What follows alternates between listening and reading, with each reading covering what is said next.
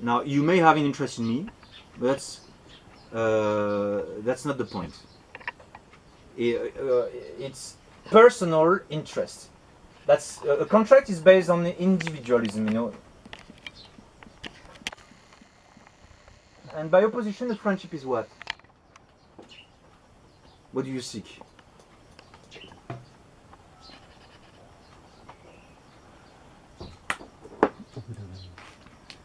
Amare Bonhomme. est. You should know, brother.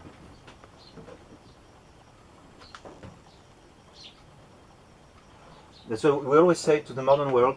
You know nothing of the meaning of love. What's the definition of love? They don't know. So what's the definition of love?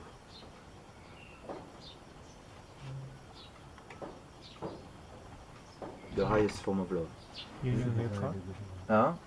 To will the good of it. vele aliqui bonum. Alright?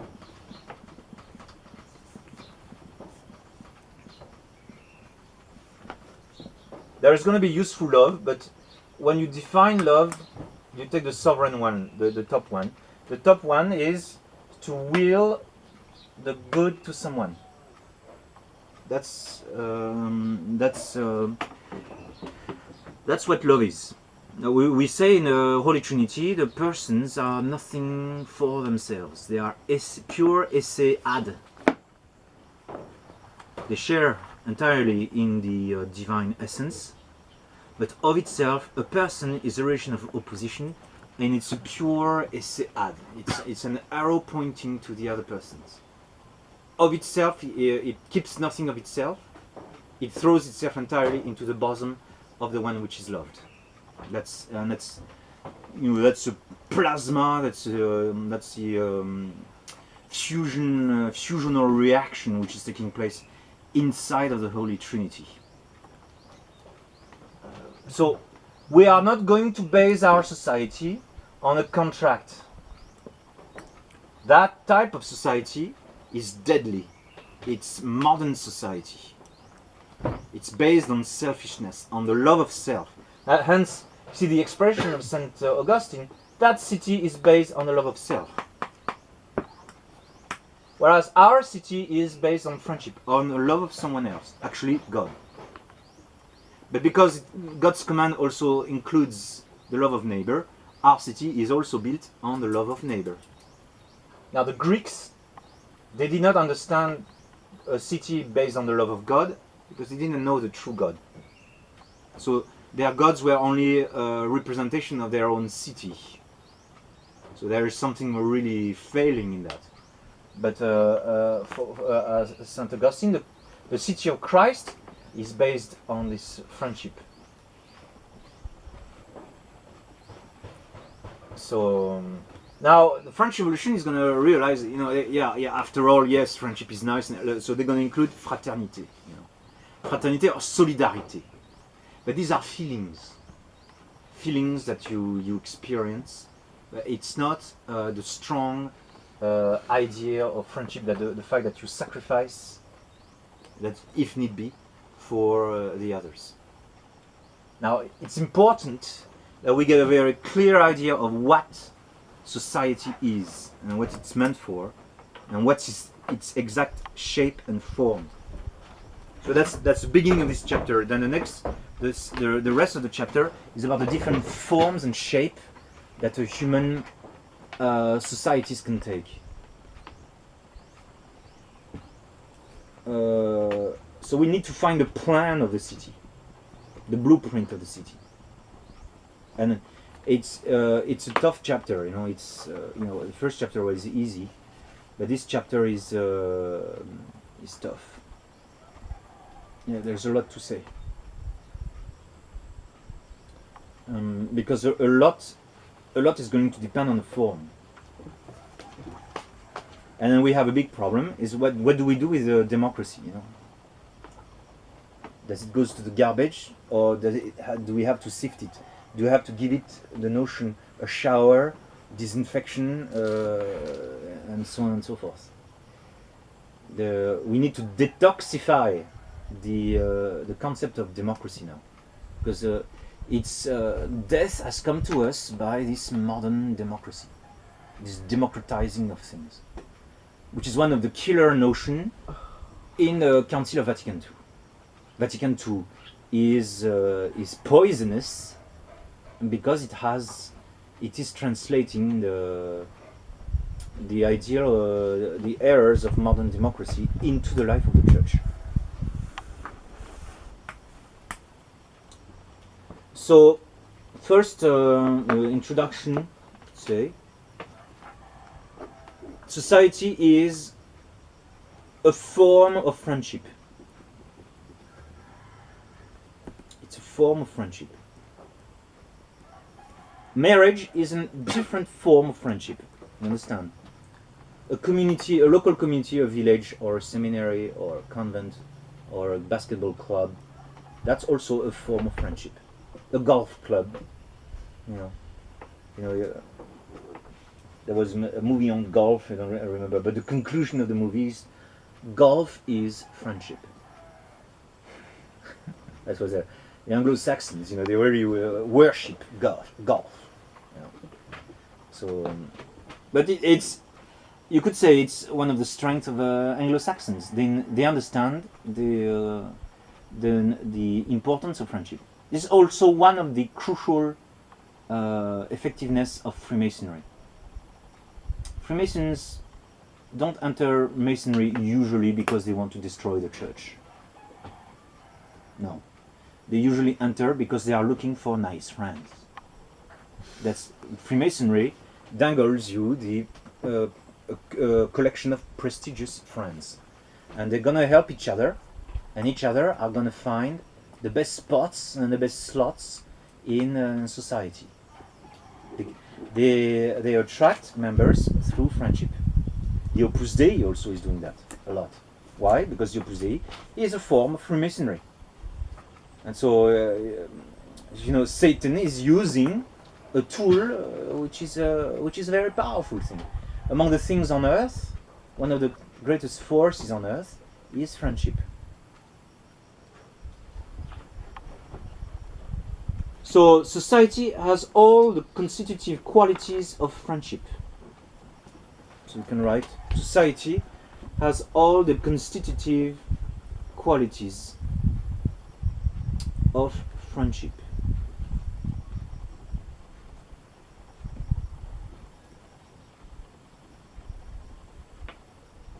Has all the constitutive qualities of friendship.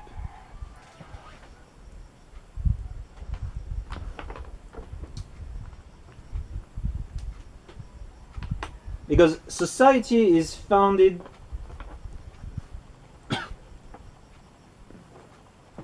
naturally on a community of the same good. It's a community of good. There is a common good. So the form of society also is explained also by common good, as we shall see.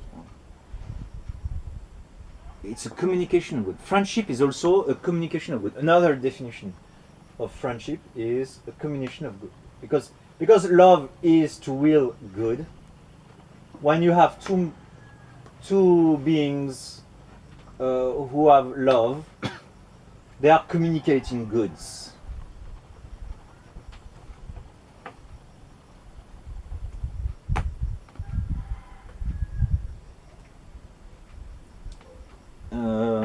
Because society is naturally founded on communication of good, and a deliberate choice to live together. And a deliberate choice to live together. There is also a deliberation there that you don't find in the animals.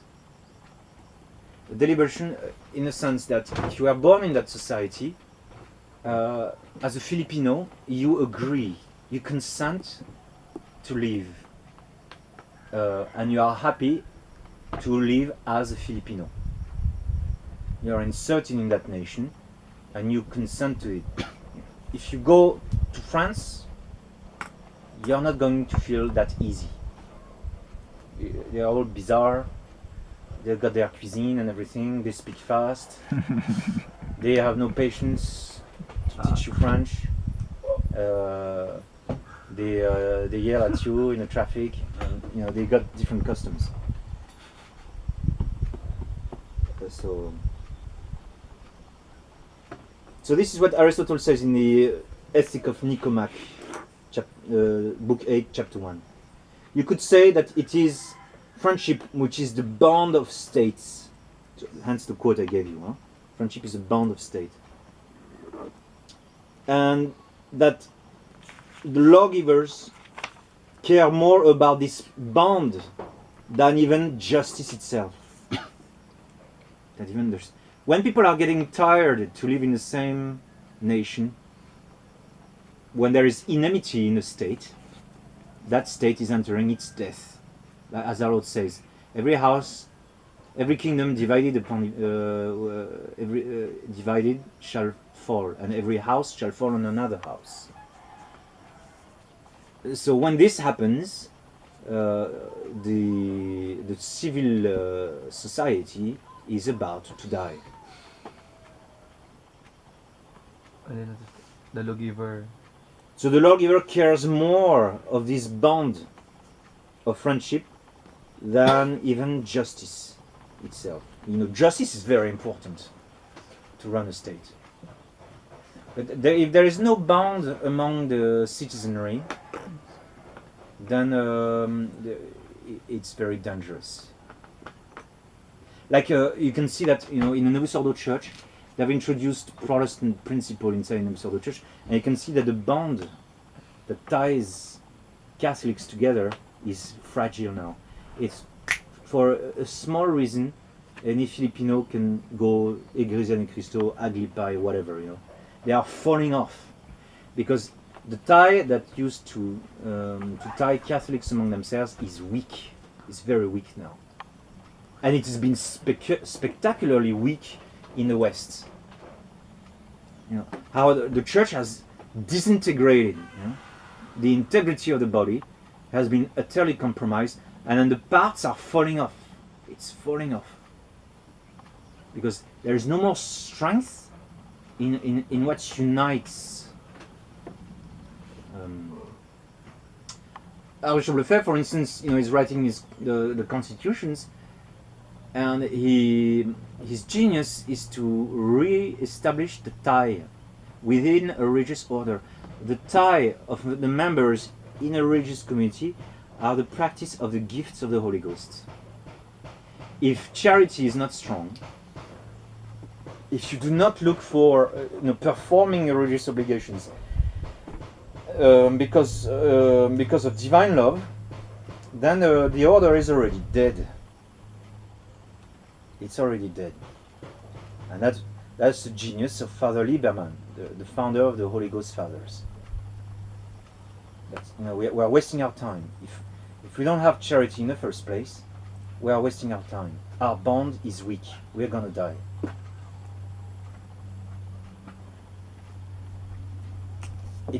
It's when self-interest becomes the reason why the members are together, precisely when it becomes a mere human contract. That's a sign that a society is endangered. And that's why Rousseau necessarily, since he's given the false space on this, and he's going to realize that this bond is weak, he's going to put the state as the enforcer of the bond. The bond is going to be enforced by violence and by the overpower of the state institution. Now, concord among citizens is not without resemblance with friendship, and it is concord that the laws want to establish, because they want to banish first and foremost discord, which is the most fatal enemy of a city. See, discord is the death for a city. A civil war. There is no war like a civil war. Better for a city to be attacked from the outside than to fight from the inside. A civil war is a tremendous evil for a city. It really signals its destruction. Rivers of blood are going to be shed. Like the Roman Republic died from civil war. The Romans had civil war from the time of Marius and Sylla all the way down to the time of Julius Caesar. So that's about 2 centuries. For 2 centuries, the Romans would tear each other, and rivers of blood, well described by St. Augustine. And then in the end, they were so fed up with fighting each other that they just gave up. They say, all the powers are yours, Augustus. And Augustus said, no, I don't want anything. No, you take it, we are tired. We are tired of fighting, you take everything. And they made Augustus a Roman emperor, the first Roman emperor. They were so tired of fighting that they preferred to have one man with all powers piled up upon him. So the swing went all the way to the other side, to an absolute monarchy. That functioned well and persevered for 3 more centuries. Yes. But that's how tired the Romans were of the Republic, because the Republic was not able to quell the discord. It's one of the main weaknesses of the democratic system. It fosters discord, enmity.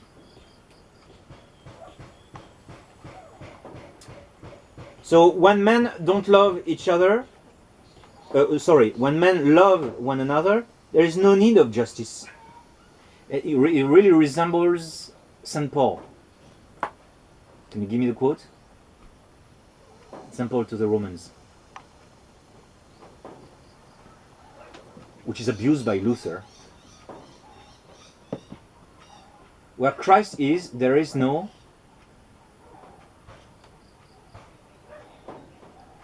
what? There is no law. You don't need a law. When charity reigns, you don't need rules, you don't need the law. Why?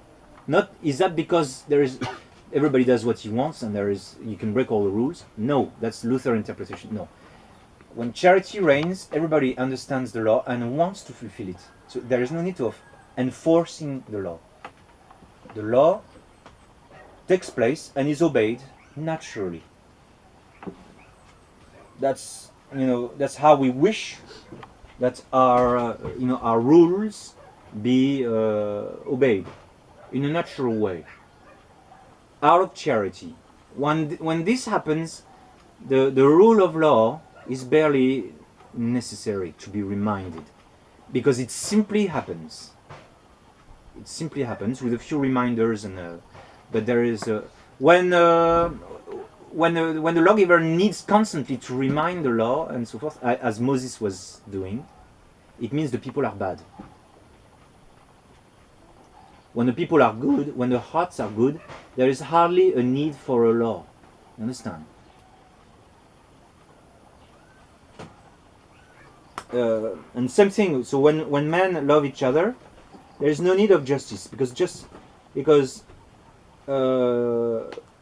and when men are just, moreover, when men are just, they still need friendship. Justice is not enough. Even if justice is higher than the mere contract notion of Rousseau, there is something higher than justice. What perfects justice in us? What is the perfection of the virtue of justice? How is it called?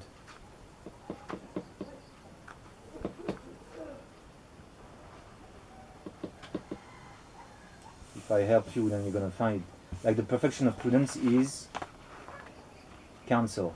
So what is the perfection of justice? Punishment? No. If the perfection of prudence is counsel, the perfection of justice is? Huh? No, that perfects temperance. what is the gift that perfects justice? That makes you carry out justice, but for the sake of friendship. Piety. Piety. Yeah.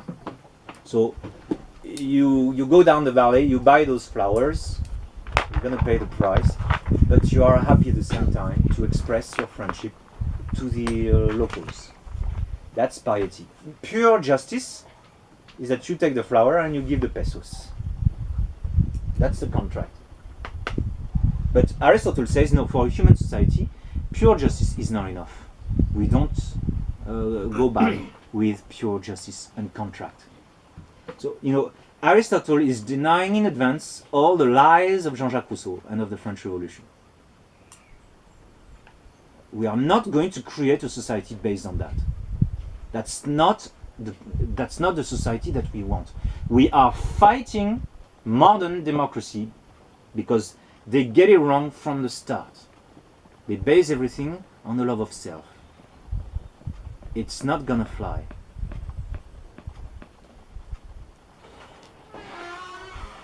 And so men still need friendship on top of justice. And this is what is most just in the world. This is what is most just in the world. A justice that is inspired by goodwill and affection. What is most just in the world is a justice which is inspired by goodness and affection.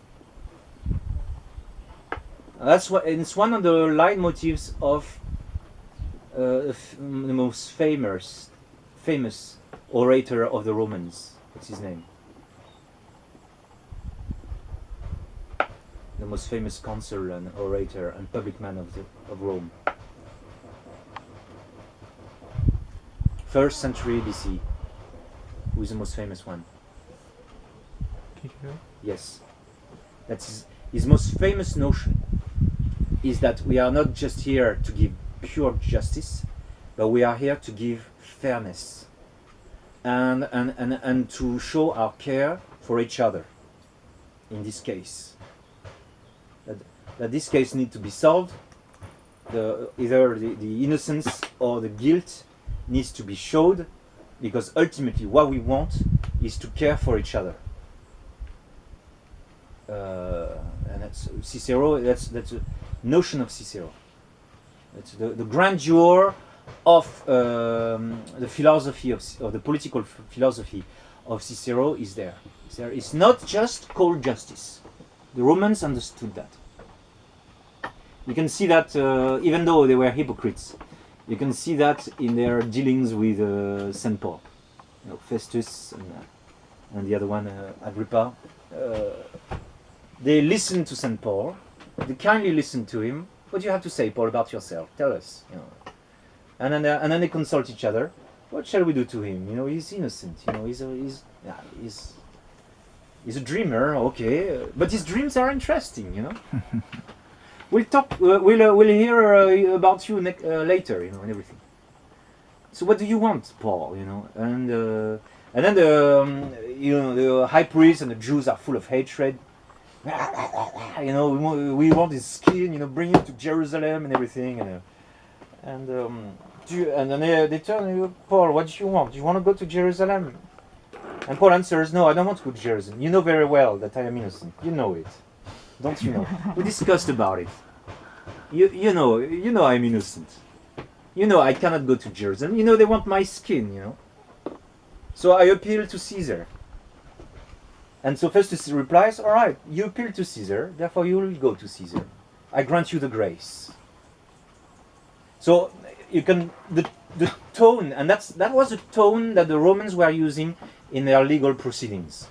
And there was, you can clearly see in the acts as well, that there was a hypocrisy going on. You know, they were not very good people, but at least they understood that you had to use a formality based on friendship, a politeness, a courtesy. Now, which other civilization is very courteous? Sometimes tiringly and overtly courteous. Japanese? The Japanese. Yeah. But they can be tiring. But they got a point. They got a point. And that's why they became a civilization. They understand? So we're going to torture you, but, you know, no hard feelings. It's going to be very painful on you, but no hard feelings. I'm a torturer, you're a victim, and so I'm going to do my job as best as I can in order to provide my city with the best service as I can. Since my job is to torture you, I will do as best as I can to make you suffer as much as possible without taking your life away. Just like a baker would bake as best as he can to provide the best bread as possible. But that's the Japanese culture, you know, and then a bit tiring. You know, they forget that Aristotle already also said that a good form of friendship means that you tease each other, teasing and mocking each other and wrestling each other is also part of friendship.